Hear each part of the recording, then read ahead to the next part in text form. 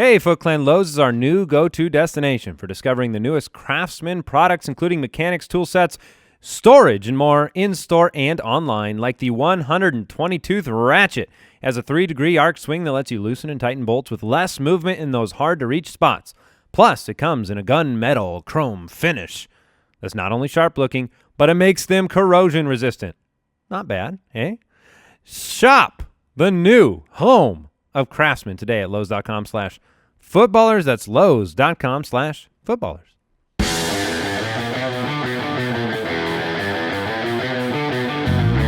Welcome to the Fantasy Footballers Podcast, coming to you from Draft.com Studios with your hosts, Andy Holloway, Jason Moore, and Mike Wright. Welcome. I wish I was corrosion resistant. Oh, that'd be great. Right? Yeah. Can we corrode? You can't leave me out in the rain.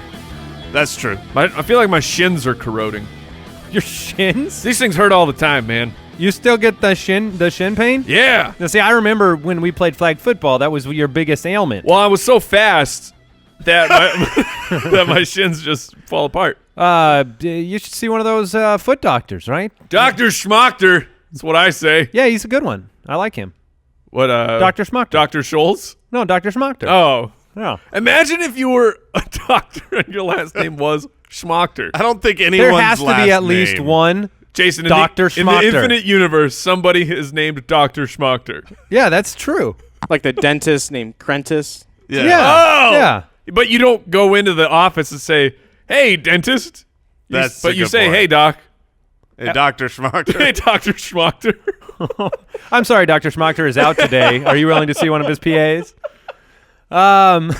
Good luck getting credibility, Dr. Yeah, that's what I was gonna Smocktor. say. At what point does the irony and you lean into it? You're like, yeah, I will be a doctor. How did you choose to become a lawyer, Mr. Smocktor? Do you think like Pete? Well, You think Pete Smocktor had that in his yearbook? It was most He likely did. to be a doctor. yeah. What is this? Welcome to the Fantasy Footballers Podcast. We reached that point in that story there where Jason is just tuned out. Jason No, Moore. I'm is Googling tuned Dr. out. Smocktor, and there's a whole... He is in it. Is there some Dr. Smockers? something about the Super Smash Brothers, but let's talk fantasy football. Wednesday, October 24th, we have Pump the Brakes, some news, some trade talk, Thursday night preview, and some Foot Clan mailbag on the show today. It's going to be a great one. We're going to help you get ready for the upcoming week. Week 8. Whoa. It's exciting. This is go time. I mean, we have one league where we are actually inching towards our trade deadline, which is this week, and that's a little bit early for most leagues because we're a keeper league and we don't like to let people, sell out too late. You don't want to let people buy a championship in week 13. Right. And say, "Oh, I'm going to make the playoffs. Cool. I'm going to go buy all the best players." You got to make a choice in the middle of the season. And they can do that in our league because you can trade draft picks. Right. You can't normally just buy them. Which we recommend. If you're in a league that is a keeper league and you have, year-over-year value, open up trading draft picks. It's a lot of fun. All right. Well, rankings, they'll be on the site a little bit later today. Week 8 rankings. Probably by the time you're listening to this, we'll have our initial Week 8 rankings up there on the website. You can find us on YouTube, youtube.com/thefantasyfootballers, Twitter @theFFballers, the website's thefantasyfootballers.com. And what I encourage you to do. Oh, yeah. That's not what I was going to say. Too bad. We're jumping in here. Hijacked. Foot Clan assemble. I was going to give him a break. But, Nope. But, no. There's no break. It's only day 2, man. I'll give them a break in a little bit, but Foot Clan, we need your help. I'll make it brief. How about that? Okay. FootClanVote.com. You can vote for us every day for the iHeartRadio Podcast Awards, the inaugural Podcast Awards from iHeartRadio. Don't forget the everyday part. Yeah, we're in the sports category, so click the sports category, and if you want to support the show, you can vote for us. You can click a little button that says cast all of your votes for that day. You get 5 votes. And if you want to support the show, Really this is appreciate all in it. your hands. Yes. That's the cool thing about it is 100% You're voting audience. for yourself here. I'm just going to say this. The Foot Clan, We're letting you vote, basically. Yeah, the you're Foot welcome. Clan in these votes They're undefeated. Yeah.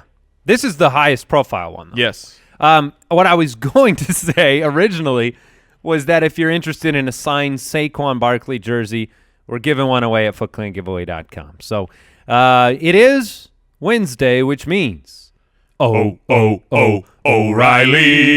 Auto Parts. Ow! It is Pump the Brakes with O'Reilly Auto Parts. Every Wednesday we pump the brakes right here, right now. Jason, who are you pumping the brakes on for Week 8? Well, first and foremost, it doesn't need to be said, but I just, when you look at who you're pumping the brakes on, you look at matchups, you look at who did well last week, and all of a sudden you go, oh, man, the Denver Broncos had like the greatest defense of all time last week. Depending on your scoring, I heard people saying like they put up 40 points as a defense. They play Kansas City. Please do not do that. Do not rely on them. That is not my pump the brakes. That is the brakes. That's have been just cut. a PSA. That's just a PSA. My pump the brakes is going to be it's a single pump. It's a 1-week pump. This is not a Hingle McCringleberry 3-pump get the flag situation. This is a watch out for Cam Newton, booty scooting Cam Newton. I don't think not enough booty scooting this week. There's not going to be enough booty scooting. The Baltimore Ravens defense is legit, and I know if you watched the game last week against an equally legit Philadelphia Eagles, you were really close to having a Cam Newton implosion fantasy week. And what it's kind of what he can do that though. Absolutely. So this could blow up in my face because Cam Newton could rush 2 touchdowns in no problemo. But historically speaking, when Cam Newton finishes the year as the number 3 quarterback, it comes with a lot of booms and a lot of busts. And we haven't really seen the busts that much this year. He's been super solid. And this week I've just got that feeling, the bad matchup, lower scoring game. If you get a lousy start this week out of Cam Newton, I'm not going to be surprised. There's probably going to be a lot of players that I'm willing to start over Cam Newton this week. So tap, push the brakes, pump them, Cam Newton. Fair enough. All right, I'll jump in here.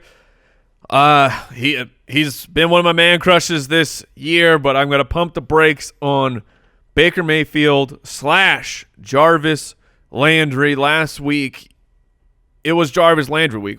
They were against Tampa Bay. They're just allowing free fantasy points to everyone, and it even took an overtime performance to get Jarvis where we needed him for fantasy purposes. He got there, and you were very happy playing him.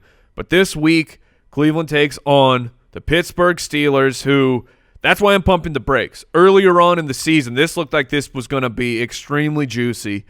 Joe Hayden has really helped this secondary, at least when it comes to top wide receivers. Checking out Pro Football Focus, they have the numbers for when Joe Hayden was shadowing Julio Jones, limited him to 5 for 62. A.J. Green ended up having a good day, but when he was covered 66% of the time by Joe Hayden, 3 receptions for 31 yards. You're hoping that there's a play where Joe Hayden is not on Jarvis Landry and he breaks one. On top of the overall inefficiencies, the targets will be there, but you gotta pull back the expectations on Jarvis Landry, and Baker may have moved from that I'm looking like I'm going to stream him to I'm going hands off. But what about the fact that the Browns are probably going to get another 5 quarters? They get overtime every week. They get overtime. It's not fair. It's amazing how competitive they've been on their way to 2-4-1. Yes. Right? I mean, yeah, it really is. But the Browns end up brownsing very often. All right, I'm pumping soon. the Their brakes. time is soon. I'm pumping the brakes on all New York Jets offensive players. Whoa! A global pump. Mostly because I want to include Jermaine Kearse in the equation. But the truth is this. When you've glanced the Jets' way this year, it hasn't really worked out very often. Isaiah Crowell has had a couple of big games, but they were hard to predict, right? The ping pong ball. We just got word that Bilal Powell's been put on injured reserve. Yeah, it could be a lot of volume for Crowell. It could be, but it also hurts the offense. We've all acknowledged Bilal Powell's ability to help the offense, and every time you've glanced the way of a wide receiver, you've wanted to believe in Robbie Anderson. You've wanted to believe in Quincy Enunwa with the injury. Terrell Pryor, now injured. You wanted to believe in Jermaine Kearse. 10 targets the week before. This past week, it's 10 targets to Robbie Anderson. Still equated to no fantasy value. and they face the Bears in Chicago this week. No. So I am saying this because the volume could be there for Isaiah Crowell, but you also have Elijah McGuire returning to practice. He'll be back soon. You have Trenton Cannon. Who knows what the game script's going to entail? I don't think New York's going to be up and able to give the ball to Isaiah Crowell all game long, and he was a little banged up too. So I'm pumping the brakes on all Jets offensive players, and that comes as the catalyst of that is really the inconsistency of rookie quarterback play. Because there are games when Sam Darnold's been okay, but he's thrown a pick in every game except for one, multiple picks in the last few games, fumbles. It's just kind of a gross situation there, and it's too hard to predict, and that team doesn't have a clear bona fide, guarantee on it. So I'm pumping the brakes on all Jets. That was Pump the Brakes with O'Reilly Auto Parts. Better parts, better prices every day. Let's talk news. News and notes from around the league. So, yeah, Bilal Powell, injured reserved with a neck injury. Blah, blah. Yeah. Blah, blah. Blah, blah. Yeah. Elijah McGuire is worth discussing here because, as you said, he returned to practice. He's a guy that now they need, and I think there's he will almost certainly be taken off the IR, be the eligible to return player. He'll be back in a couple weeks. We've seen that role be valuable. Going into the season, if it's so funny how quick we forget, but early coming into the season, we thought Bilal Powell was going to be cut, wasn't even going to be on the roster because they liked Elijah McGuire. That's who they wanted to get more touches, and then McGuire got injured. Powell was a lock. Powell's been valuable, and so especially if you're a league that has an IR slot, just pick him up. Put him in your IR. Yeah, week 9 is when I would look at him being available. Yeah. Next week, not this week, but correct. Yeah. There have been multiple sources indicating that Dalvin Cook, with the hamstring injury, will be out through the Week 10 bye. Now, that is all outside of the team. So nobody on the team has said this is the case. So I want to preface by saying, look, we could be surprised, but all indications are pointing towards keeping Dalvin Cook out, and this is something we're seeing.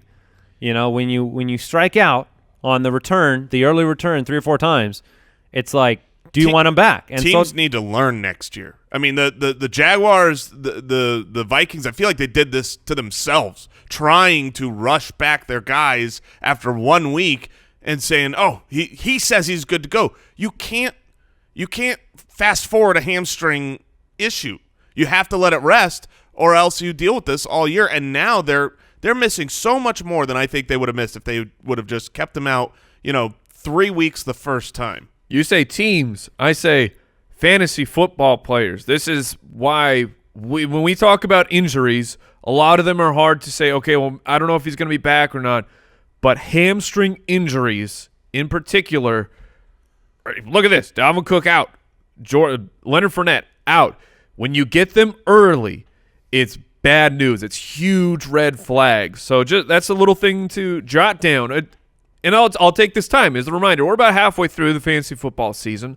Now is the time, ladies and gentlemen, get out your little notebook.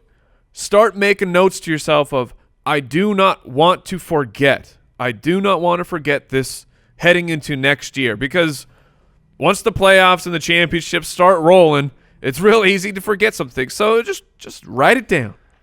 Yeah, it was one of the reasons why there was a little pause around Saquon Barkley entering the year, but they gave him enough time, I guess, to get back and be fine. Let's look here. The Denver's reporting that the Broncos will not trade away and are not shopping Demaryius Thomas ahead of next Tuesday's trade deadline. That doesn't mean Emmanuel Sanders couldn't be traded, but that's what you're looking for if you want Cortland Sutton, rookie wide receiver, to have additional value this year. Chad Kelly. Just 2 weeks ago, we were saying, hey, maybe Chad Kelly's going to take over in Denver. Buffoon. He was arrested, and then he was released today. Swag Kelly season is over. Unlikely to take over at this point, now that he's been released. His career is done, and, man, I agree, Andy. Talking weeks away from potentially changing the future of not only your life, but your generations of your family. I mean, come on, man. Very disappointing. Yeah, not good. Lev Bell, Mr. Ian Rappaport tweeted, not that it was a question, but it's past 9 a.m. Steelers have begun for the weekend. Lev Bell is not in the building. He won't play for another week. He's now walked away from $6.8 million. Well, he wanted to get paid, So that makes sense. Well, Le'Veon, Good luck to you. yeah, good luck. Jeff Swain, tight end for the Man. for the Cowboys, diagnosed with a sprained MCL. My boy. And so, yeah, he won't be playing. And then John Ross is going to miss a few weeks. Well, Zach Martin diagnosed with a sprained MCL for the Cowboys. Right guard. That's a bigger deal than Jeff Swain missing time. Yeah, that's true. I want to bring something up. I have a question for you guys before we get into the trades. Would you agree that the Rams are playing well? I would. Yes. Are you concerned if you are dependent upon Todd Gurley, Brandon Cooks, Cooper Kupp, Robert Woods, Jared Goff? Are you concerned about Week 16? Week 16? Because everything, and I looked into this morning, Sean McVay has historically always rested when nothing is important. In fact, last year, he could have played his players in Week 17 to secure a 3 seed instead of a 4 seed, chose to sit them, could have secured Todd Gurley's MVP campaign, chose to sit him. In the preseason, they didn't play. When nothing's on the line, and ESPN came out with an article talking about this morning, when nothing's on the line, they don't play. And right now, they could clinch. Like, there's a decent chance they could clinch in Week 15 everything that's relevant to them. So maybe they play half. Bill of Barnwell the put an article out about this. I'll say this is and just said that there is so it looks like about 39% chance at this point that they will have clinched everything relevant, the entire NFC, by Week 15 against the Eagles, and then those players would be benched at the juicy at-Cardinals matchup. Yeah, I'll say this is for the devil's advocate of the narrative. They rested, they went to Atlanta, and they put up a stinker in the NFL playoffs. So I don't know if that will change McVay's mind or not. Maybe he thinks there's no correlation. I don't necessarily think there's a correlation. Just trying to get into the mind of what the coach is doing. Also, you better hope that the Saints keep rolling, because the Saints are the closest competition to the 1 seed, because they're 5-1. Well, and you have the week after next. The week after next, they play the Saints. Oh, so that's going to be a huge game. It's going to be a huge, deciding factor. That's a huge game. If you are a Gurley owner, if you're, Rams, you better hope they lose. Root for the Saints in 2 weeks. Just wanted to bring it up. No, Yeah. it's a great conversation point, because whole goal of this show is to have people ready, willing, and able to win championships. Would they really rest 2 weeks? So that's full 3 Not weeks. rest. Off. I would not expect a rest. I would expect it to be Like one a of those. half? Yeah, where you see a lot of Mac Brown drives, and you get it. Cardinals.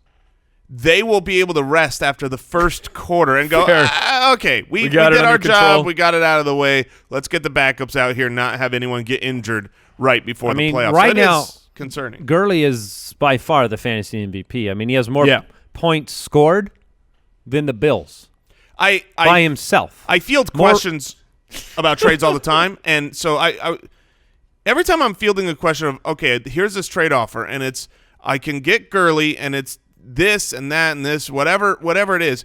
Every time that I start considering the offer, and I go, well, I stop myself and go, yes, no, it's Todd Gurley. Go get yes, you win the trade. Like, there's just at this point, he's the closest thing we've had to LaDainian Tomlinson, who did it for whatever it was, 3 or 4 years in a row. Where if you played fantasy football back then, it sucked, because whoever had LaDainian Tomlinson, if they had any other good players at all, they pretty much won the championship. Listen to this. Red zone attempts, okay? Rushing attempts in the red zone. I've heard this. Todd Gurley has 43. The next highest is Alvin Kamara at 27.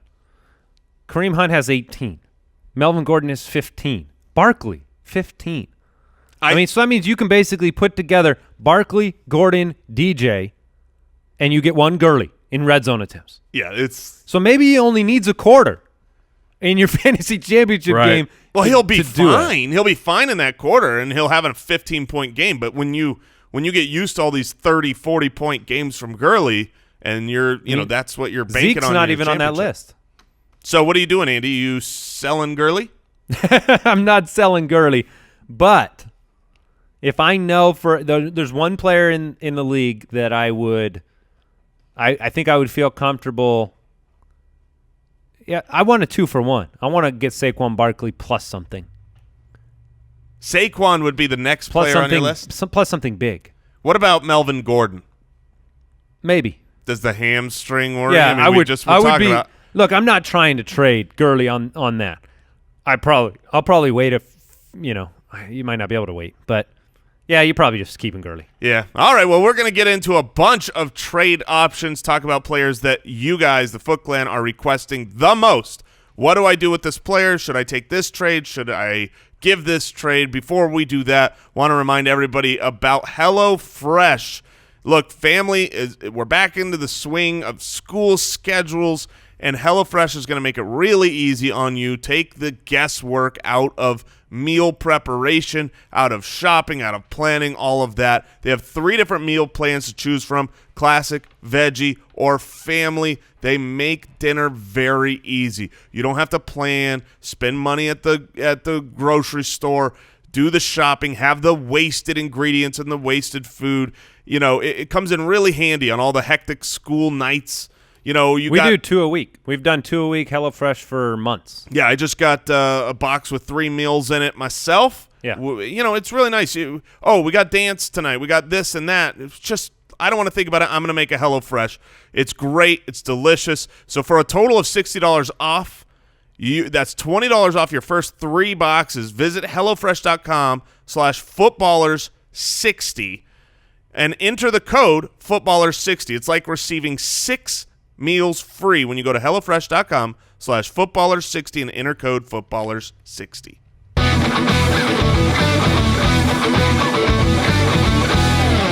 Let's talk trades. That's so good. Yeah. What dance classes are you taking right now, Jay? Hip hop. You're taking some hip hop? Mm-hmm. Hip Hop Anonymous. Hip hop anonymous. You always give him the easy ones.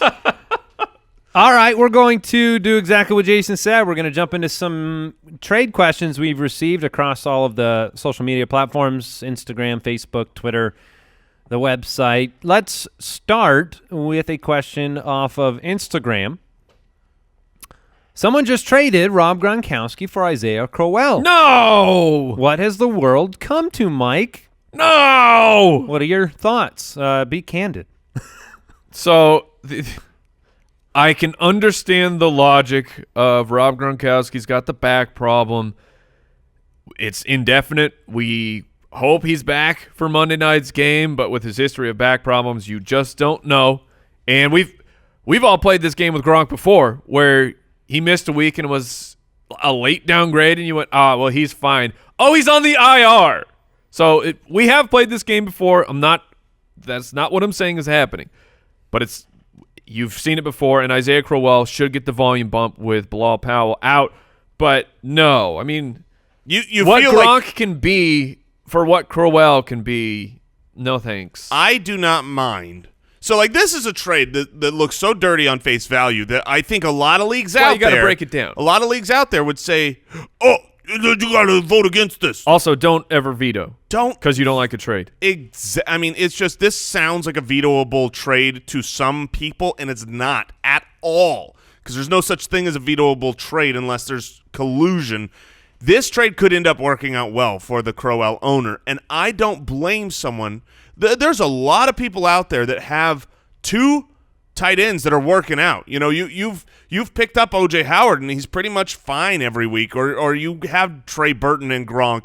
And whenever you're in that situation, I would probably look to trade Gronk. I think the issue here is because of the name of Gronk, I feel like you can get more than Crowell, even with the bump.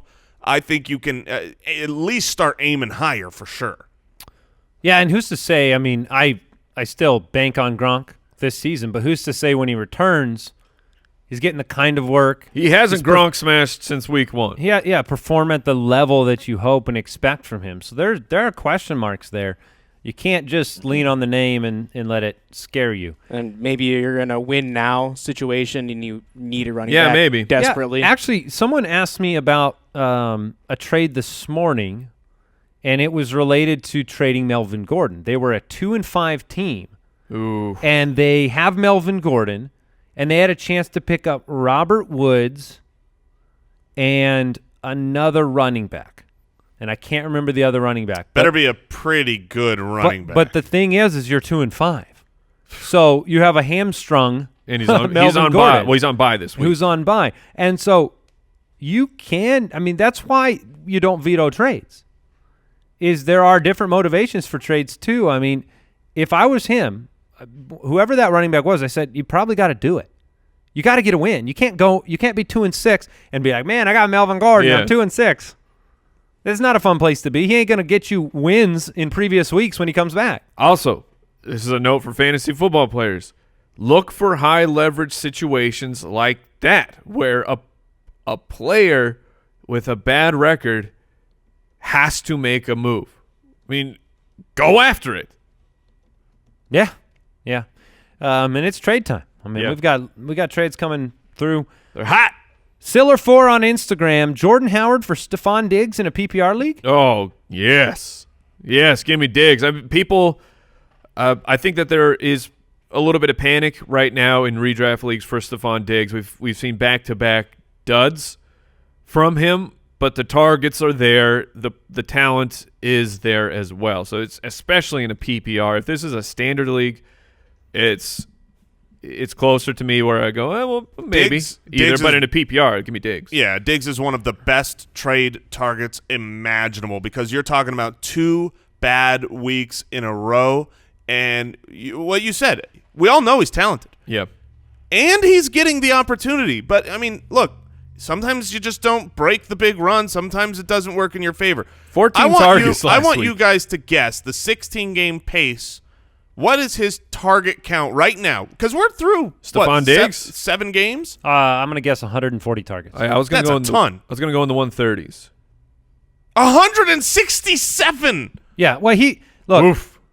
right now he ranks That's nice. He ranks 4th in the NFL in touches per game at the wide receiver position. 1, his teammate, Adam Thielen. 2 is Michael Thomas. Number 3 is Odell Beckham. Number 4 is Stefon Diggs. Diggs, the difference between Adam Thielen and Stefon Diggs is just where they play on the field, the position. Adam Thielen in the slot is always open, getting the volume. Stefon Diggs will give you crap games every once in a while. Yeah, it's true. All right, Eddie in Philadelphia has a trade question for us. He says, I wanted to know if Mixon and Jarvis Landry is enough or not enough to acquire Alvin Kamara. Ooh, wait, Mixon, say that again? Mixon and Landry. Is Mixon that and enough or Landry. not enough to acquire Kamara? I think it is enough. That's up to the Kamara owner, but if I could make that trade personally, I would go get Alvin Kamara, yeah. Yeah, I would. I As well. hesitated, I think it's but I would. fair. I think this is fair value. Mixon has been a great back, and then you've got the scared Kamara owners since Ingram is in the mix now. But yeah, I would rather have the Kamara side, and I think it's a fair offer. Obviously, whenever people ask questions like, "Is it enough?" That's you brought it up. But this is always a matter of who you're dealing with. I wouldn't touch that trade in a standard league. You'd rather have Mixon Jarvis? I'd much rather have Mixon Jarvis because Mixon is basically like 3rd in the league in terms of rushing yards per game. And so I think you're sacrificing a lot of that and throwing Jarvis away. If you're in a full PPR league, I think it might change the equation a little bit, but I just want us to be smart about that. I mean, Sure. he's averaging the same yards per game right now that Kareem Hunt and Melvin Gordon are. Right. Joe Mixon is. Yeah, the touchdown upside is just higher for Kamara. It is. It's funny. I find myself on the opposite side of Kamara trades right now, which is weird interesting. because I'm like such a big Kamara fan, but You wrote the case for Kamara. I did. It was bestseller. Get back on, man. Bestseller. Star power. Milwaukee Tribune bestseller. Number 1. What does that even mean? I don't know. I don't know what it means. Apparently, Milwaukee is the inverse of New York City, the New York Times. Oh, okay. I'm sorry, Milwaukee. Johnny Flores. What about Tevin Coleman for Juju? Give me Juju. Yeah, anytime. Unless you need a running back. I was going to say, anytime that there's a running back for wide receiver trade, let's say these are both the same tier, which I don't think they are the same tier personally, and we'll talk about that, but it's always team dependent. And I'm always going to tie break for the running back. If I would rather have depth at running back than at wide receiver. So usually you've got to be a tier above. Here, I think Juju is a tier above Tevin Coleman. Tevin Coleman's been extremely disappointing in the absence of Devonta Freeman. I know he's been okay, but he's really, like this last week, he was bailed out by that one play. If Ito Smith could do anything, this team is dying to use Ito Smith. They are. That's the truth. They want to give him more reps. So if he has a breakout game, things could turn sour for Tevin Coleman, which right now his volume is his only saving grace.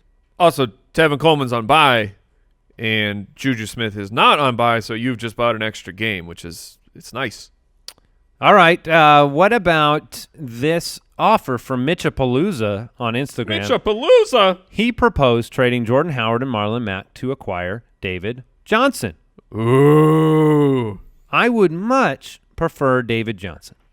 I agree. I mean, this is a perfect, I've been Mr. Shop David Johnson around, see if you can upgrade him, because I worry, as a David Johnson owner, I can tell you it's not been a fun ride.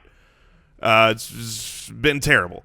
But It's like the Gravitron. it's not like it's been a fun ride. It's terrible. You think it's going to be fun. Yeah. Until you throw up and it all comes back in your face. I'm going to spin around a bajillion times, and I'm a grown man. But Marlon Mack has the hype right now, and Jordan Howard is still a name that I think people want to believe in. Yeah, I would rather have the David Johnson side, because while he's been unbelievably disappointing, I mean, he's just been the worst. He's still right now he's like he's an RB1. Yeah. I mean, he's the worst. Touchdowns. Yeah, well, exactly. The touchdown regressions it's happening for David Johnson. Quick follow-up question. Would you rather have Jordan Howard or Tevin Coleman rest of season? I'll take Tevin Coleman. Yeah, I will too. Yeah, I mean that's Fill just out, Jason. Don't Oh. ask. I feel like you knew what my answer had to be. I honestly didn't know. You just were taking No. the hot poker to the belly. right now. David Johnson is averaging 5 points per game better than Jordan Howard, and he's getting a new offensive coordinator, which cannot make it worse. Can't. Impossible. I'm targeting David Johnson everywhere I can. Wow. Simply because of perceived value versus real value. It doesn't mean that I'm targeting him because he's going to be the number one rest of the season. It's that If you can buy him cheap. If I can get a guy who does exactly what he's doing now at 14.7 for Jordan Howard, then I'm taking advantage of that. Would you trade what looks like the ascension of rookie Kerryon Johnson, running back from the Detroit Lions? Would you trade him for David Johnson? Yes. Oof. I would. I would not. In a heartbeat. Because Kerryon Johnson is splitting time for the remainder of the season. Yes, that's true. Theo Riddick, LeGarrette Blount, and they've not been a prolific rushing offense. As the resident Kerryon truther who believes the breakout is upon us and we are here, I would still rather have David Johnson. I don't think he's going to break out to be a top 5 type of running back because of what Andy said. He's still going to split time rest of season. He might not be the goal line back. I think Kerryon Johnson could outscore David Johnson the rest of the way, but I would put the odds in the favor of David Johnson. He's still the bell cow workhorse, and he's hyper. David Johnson is more talented than Kerryon Johnson. Here is a great one from Twitter. Tyler on Twitter says, "Are you selling high on Odell Beckham Jr. after the big week? I got a trade offer for him yesterday. Emmanuel Sanders and Tyler Lockett for Odell Beckham Jr. That's not selling high. What do you think?" No. That's not selling high. If you no. Selling high on Odell Beckham means trading him to a Giants fan who's like, I knew it. He's the best wide receiver in the league, and you go and you get Antonio Brown or something. So I have some thoughts here. I think we should discuss them together because Odell Beckham Jr. Let me lay this out. Jason is the owner of Antonio Brown in our league of record. Yes. And I am the Odell Beckham Jr. owner. Yes, also true. And I also am the Saquon Barkley owner. And so I have an interest to swap one of my Giants out. You don't want all in on that Giants offense? I'm not as interested in being all in on Giants. Now, what I do like I will say this, for those of you that have that stack, which a lot of you do, there's an advantage to being on a team that is going to be playing through to the end of the season. Like, I look at that and I say, they're playing through week 17. They're not changing their quarterback out. They've already come out and said that. This is Eli Manning's team. Well, because they're playing for the number 1 pick. Sure. Whatever. The thing is, and I told Jason this, because he was concerned about the fact that, look, Odell's going to have, in a dynasty league, a new quarterback next year. Mm-hmm. Odell Beckham Jr. was just paid 1,000 truckloads of money. He is also the whiniest player in the NFL. He also has a coach that is sitting there consoling him after every play and saying, it's going to be okay, Odell. He gets his no matter what. That is my true belief about Odell Beckham Jr., and the stats bear it out. He's the third or fourth highest touches per game in the entire NFL. This past week, he had a very big game, and the targets and the receptions and those things are there. So, to me, I don't think there's a lot of risk with a player like that is he's paid so much, he demands so much. What do you guys think about that? Are you talking long-term or just this both. year? I'm talking about both. Oh, I think he's great. This is closer to what I expect from Odell Beckham moving forward. Yeah, this is why we said over the last couple of weeks, trade for him. He's one of the best, if not the best wide receiver in the National Football League. If he were on a team that was just better, it'd be great for him, or if he had a better quarterback. But he's still a tier below the Antonio Browns. I think that trade question in particular, though, does bring up a guy that we should talk about the value of. Emmanuel Sanders has been sensational for fantasy purposes. I mean, that's on us. I feel like we're not talking about Emmanuel Sanders and what he was doing enough. In our league of record, isn't he a top 5 wide receiver? The third wide receiver right now in our half-point PPR settings. He's been unbelievable. Currently more points per game than Antonio Brown. Yeah. And Odell Beckham. So on fantasy data, we're just a standard half-point PPR. Emmanuel Sanders is number 3. He has more points than DeAndre Hopkins, Devontae Adams, A.J. Green. Now, Adams has played one fewer game.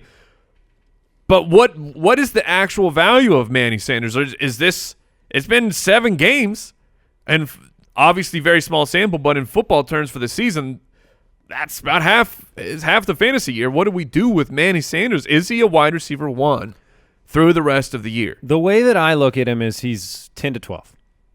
That's how I'm looking at him rest of the season. So, but as a 1? I think so. I think as a back end 1. I look at him as like the wide receiver 15. I think he's great. I'd love to have him. I'm a big believer. I have a hard time, believing that at age 31 he's going to stay this high. I mean, he's had some of those games where he's thrown a touchdown bomb and it's padded the stats for fantasy, if you're talking about how high he's been. I've said this for years. My favorite player to watch is Emmanuel Sanders. This guy's just, he balls out. He plays seemingly out of his body. He's just the smaller guy who can muscle you, can get the jump ball. I love Emmanuel Sanders, but I don't see him as a wide receiver 1 the rest of the way. A couple factors. One, he is prone to injury, and he's dealing with it even right now with the ankle. 2, his entire career, we have a long sample with Emmanuel Sanders. Of being great. Of being very good. Of being very good, but also of, he's only had more than 6 touchdowns in a season one time in 9 years. So I don't think you're going to get on that offense with Case Keenum the same level. He's got 3 touchdowns right now. Does he end with 6? Do they play the Cardinals again this season? No. No, that's not good. He does end the year with Cleveland, Oakland, I believe, which is delightful. which, by the way, it's one of the reasons why I'm a big Broncos defense fan. Yeah. For the end of the season. Yeah. Yeah. No. Did you pick him up? Yeah, I had some bids in for some other guys. But he would just a quick reminder: if you have the Patriots defense, we talked about picking them up last week because it's play the week ahead game. Whoever's playing the Bills, you might want to hold on to them if your team's looking strong. You got a positive record because Week 16 championship weekend at home will be the New England Patriots against the Buffalo Bills. So now is the time where I'm starting to look forward at. So you're willing to hold that second defense rest of the season. If I have 3 losses or fewer, I will hold on to the Patriots. I will take up the bench spot. I'm calling my shot of believing I can get to the playoffs and get there. Yeah, my 6-1 league record team, I paid for the Broncos today because I'm going to hold them through the season. Yeah, so they were on my short list, but they're tough to believe in. Yeah, I really, really believe in them at home. Fair. Against Cleveland. Yeah. And then facing Oakland with no players. Yeah, it's not a bad stash at all. Especially if Bradley Chubb starts to build it up. But let's go with another trade question here, and then we'll jump into the Thursday night preview. What do you think of this one from James Leonard on Facebook? He traded his Keenan Allen for Josh Gordon and Evan Ingram. Keenan Allen for Josh Gordon and Evan Ingram. I think that's a fine trade. You shore up your tight end spot. I know it was a bad game for Evan Ingram this week. Going to chalk it up to his first game back from the injury. You saw there was a little bit of miscommunication, looked a little rusty. But Josh Gordon is ascending.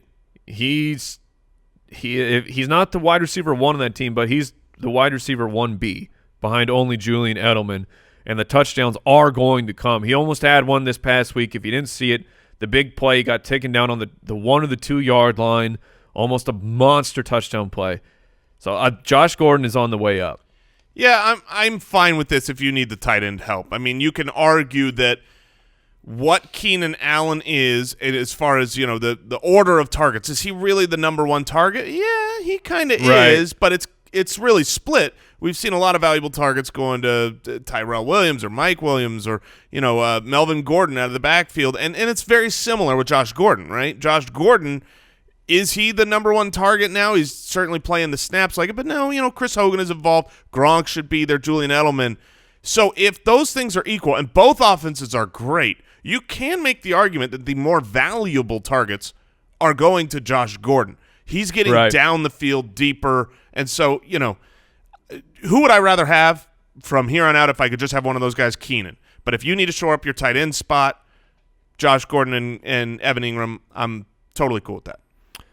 All right, make sure you keep your eye on your league's trade deadline. Plan ahead. A couple weeks of thinking earlier. Think a couple weeks out. Right.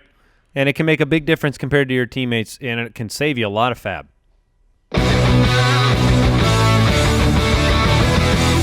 Thursday Night Breakdown. You guys stoked for this one? Yeah. 4-3 Dolphins. They're both 4-3. I will say this. They're both 4-3. 4-3 Texans. This game will be so much better than last week's Thursday Night Football. Fair. I think the Broncos fans had a pretty good time watching that game.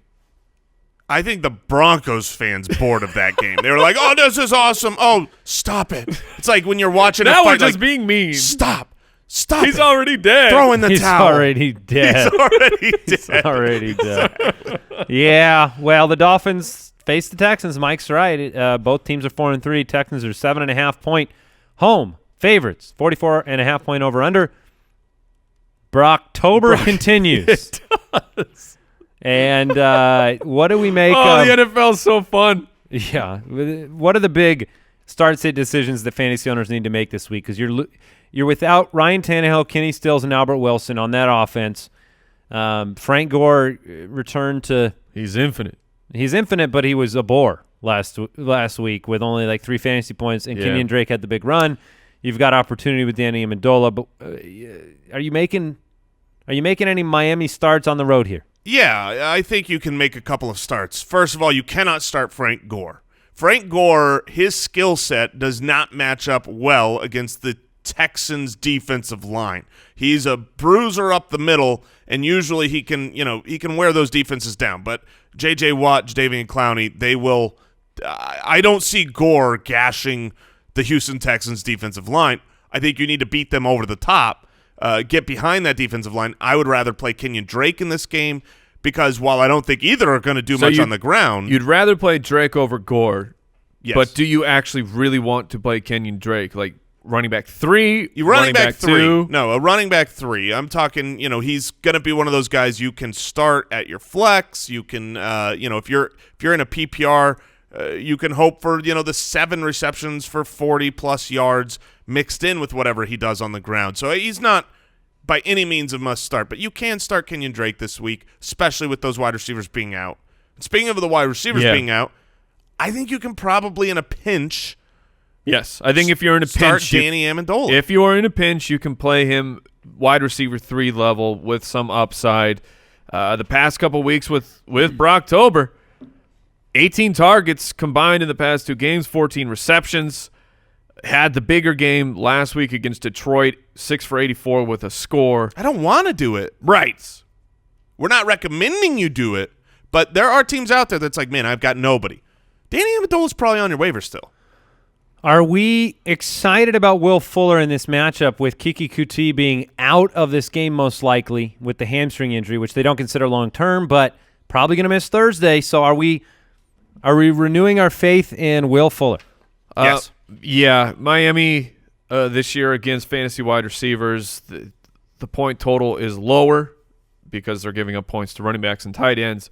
But yes, I'm far more intrigued with Will Fuller. See if we can get those target counts back up where 9 and 11 targets his first 2 games of the year, both of those over 100 yards if Kiki is out. And I think that Kiki has been the primary reason for Will Fuller's disappearance. Lamar Miller, he's been solid. We talked about Deonta Foreman and how long of a road he has to recovery. Is Lamar Miller being undervalued, and does he need to be rolled out here confidently? Against the Dolphins, yes. Yeah, he's a confident start. An RB2. With upside. Yes. The Dolphins are allowing the 3rd most rushing yards, 5th most running back receiving yards in the league. Lamar Miller, we got worried what's going on, and it looks like they were being really honest. He was banged up. He needed a week of rest. They gave him that time off, and then he goes back to being the workhorse role. So he's a confident start this week. And what are our adjusted expectations for Deshaun Watson rest of season, including this game? Right now on a point-per-game basis, he's nowhere near the top 12. So, you've got players above Deshaun Watson right now. Matthew Stafford, Andy Dalton, Jared Goff. Right. Mitchell Trubisky by a lot. I see Deshaun Watson as a top 10 option this week. He'll probably be somewhere in that 9-10 range on my rankings when we get those finished later today. So I'm absolutely fine feeling starting good. him. Yeah. Yeah, after 4 straight 300-yard weeks, 300-plus, his last 2 weeks, 177-1, 139-1. And the painful part is, he was 2 for 2 running the football in Buffalo, and he was 7 for 13. So right now, the problem with Deshaun Watson is that the rib injury and the lung injury. The lung injury, which if you had not heard this, he last week he played Jacksonville. The team, per usual, got on an airplane and flew to Jacksonville to play an NFL football game. Pretty far away. Yeah, because you don't want to ride in a bus. What are you, John Madden?